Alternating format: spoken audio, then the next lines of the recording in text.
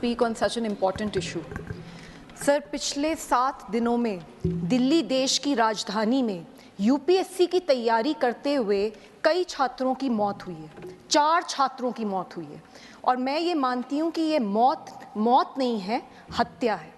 Sir, हमने देखा किस तरीके से पटेल नगर में एक छात्र, नीलेश राय नाम उसका था, वो लड़का अपने घर के बाहर खड़ा था और वहाँ पर पानी भर गया और इस कारण से जैसे ही उसने गेट पकड़ने की कोशिश करी, उसका करंट लग के उसी वक्त मौत हो गई।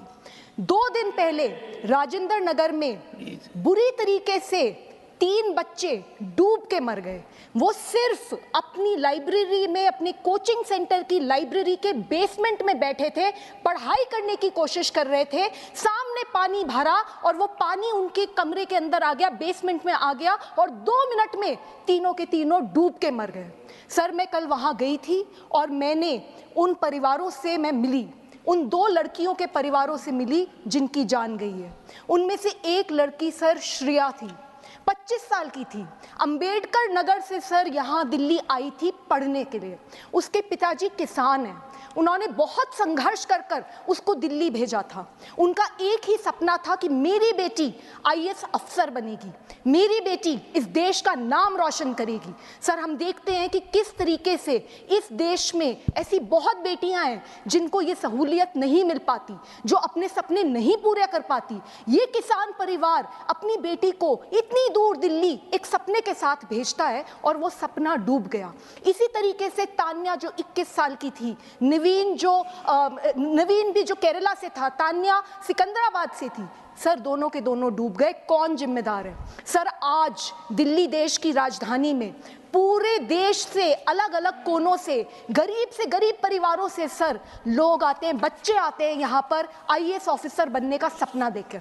सर, वो सिर्फ अपने लिए नहीं आते, वो एक ऐसा सपना लेकर आते हैं कि हम इस देश की गवर्नेंस में बदलाव लाएंगे, हम भ्रष्टाचार खत्म करेंगे, हम अपने गांव का, हम अपने शहर की स्थिति सुधारेंगे। और सर, इन बच्चों के साथ ऐसा होता है, किसी की कोई जवाबदेही नहीं है। सर, हम ये देखते हैं, मैंने कल जाके देखा राजेंद्र नगर में हर दूसरे घर में इस तरीके का सेंटर खुला हुआ है, इलीगल सेंटर्स खुले हुए हैं।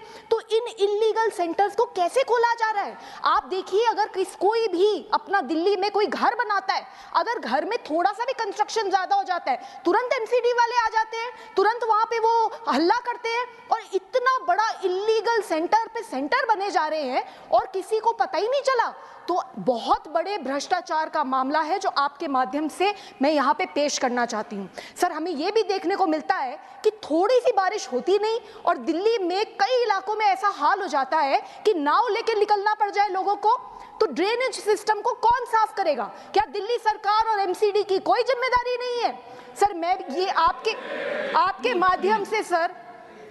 माध्यम से सर मैं 3 डिमांड रखना चाहती हूँ। सर, सबसे पहले ये जो एफआईआर हुई है, इस एफआईआर में उन कोचिंग के सेंटर के जो लोग हैं उनको पकड़ लिया है पुलिस ने सर, लेकिन ये जो अधिकारी हैं और चुने हुए रिप्रेजेंटेटिव्स हैं, उनकी जिम्मेदारी कौन सेट करेगा? सर, आप देखिए, वहां पे मुझे बताया गया, बच्चों ने मुझे बताया कि किस तरीके से उन्होंने कंप्लेंट्स लिखी थी, पार्षद को लिखी थी, एमएलए को लिखी थी और कोई एक्शन नहीं हुआ। तो जो एफआईआर हुई है उसमें पूरी तरीके से जांच होनी चाहिए और ये जितने भी अधिकारी हैं इन सब के ऊपर सख्त से सख्त कार्रवाई होनी चाहिए। एक ऐसा मैसेज देना चाहिए कि आगे किसी की हिम्मत ना हो इस तरीके का लापरवाही या भ्रष्टाचार करने की। सर, दूसरी बात, सर, ऐसे मौकों पर कोई क्या ही मुआवजा देगा? एक परिवार जिसने अपनी बेटी खो दी, जिसने अपना बेटा खो दिया, सर, उसके लिए तो सब कुछ खत्म हो गया। मैं कुछ भी कह दूं, हम सब मिलके कुछ भी संवेदना प्रकट कर दें, हम उनका कोई भी खामियाजा नहीं कर सकते, हम उनकी संवेदना प्रकट ही नहीं कर सकते सर, वो इतनी पीड़ा में है। लेकिन दिल्ली सरकार का फर्ज बनता है कि 1-1 करोड़ का कॉम्पनसेशन एक बच्चे को मिलना ही चाहिए।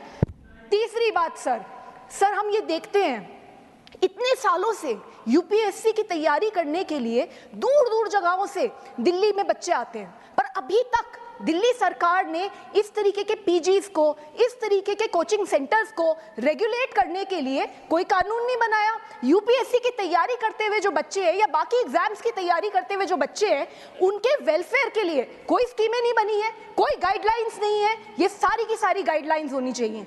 सर, अंत में इतना कहना चाहूंगी, मैंने देखा है सर, दिल्ली में देखा है मैंने बहुत बार कि एक 100 मीटर की सड़क बनती है और उसके ऊपर 4 नेता आ जाते हैं, हमने बनाई, और उसके बाद प्रचार पे प्रचार होता है, हमने 100 मीटर की सड़क बना दीजिए, बहुत बड़ी सड़क बना दीजिए। और इतना भी देखती हूं कि जब वहां बोर्ड लगता है ना कि किसने सड़क बनाई, उस पे भी लड़ाई हो रही होती है कि नहीं यहां पे मेरा नाम लगेगा। और जब उसी सड़क के ऊपर पानी भर जाता है लापरवाही के कारण से, भ्रष्टाचार के कारण से, तो सारे गायब हो जाते हैं, कोई दिख नहीं रहा।